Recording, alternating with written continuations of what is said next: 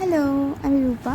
তো তোমাদেরকে আজকে আমি একটা পেপার পেস্টিং দিয়ে পিঠের ডিজাইন রেডি করা দেখাবো। এই যে এই ডিজাইনটা আমি রেডি করব। তো পেপার পেস্টিং ছাড়া আমি কখনোই পিঠের ডিজাইন এরকম একটু ট্রিকি ডিজাইনগুলো আমি করতে চাই না, কেননা আমার কাছে মনে হয় যে পট্টি দিয়ে ডিজাইনগুলো আমার হাতে খুব ভালো ওঠে না। তো অনেকেই দেয়, পোস্ট করে যে আমি পেপার পেস্টিং ছাড়া এত সুন্দর ফিনিশিং আনতে পারি, বাট অনেস্টলি আমি পারি না। তো তাই আমি সবসময়ের জন্য পেপার পেস্টিংটাই ইউজ করি। তো এই যে প্রথমে দেখে নাও, আমি পেপার পেস্টিংটাকে সুন্দর করে কাটিং করে নিলাম, তারপরে একটা লাইলিনের উপর রেখে ছোট কেটে নিয়ে তারপরে এটাকে আয়রন করে নিচ্ছি। দেন এক্সট্রা পার্টগুলো সুন্দর করে কেটে নিয়ে দেন তারপরে বাইরের দিকের যে পার্টটা থাকবে সেটাকে 1/2 ইঞ্চি বেশি করে কেটেছি। দেন তারপরে এটাকে সেলাই করে নিচ্ছি।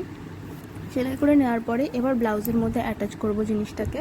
তো এই যে দেখো, ব্লাউজের মধ্যে এভাবে বসিয়ে নিতে হবে। বসিয়ে নিয়ে এই মোটামুটি ধরো 1/2 ইঞ্চি বরাবর জায়গা, 1/2 ইঞ্চি থেকে একটু কম জায়গা রাখতে হবে। জায়গা রেখে দেন এভাবে সেলাই করে নেবে, দেখে নাও।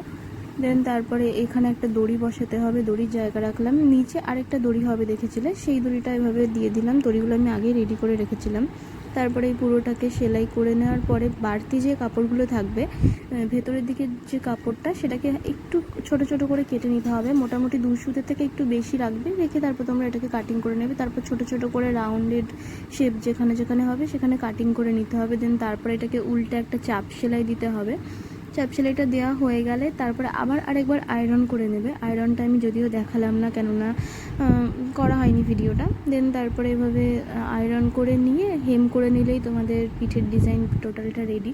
বক্রম আমি ইউজ করতাম আগে, বাট বক্রমে আমার মনে হয় যে ডিজাইনটা করতে একটু অসুবিধা হয় আমার, তাই পেপার পেস্টিংয়ে খুব ভালোভাবে কাজটা হয় বলে পেপার পেস্টিংটা আমি এখন সবসময় ইউজ করি। তো দেখো, আমার ডিজাইন রেডি।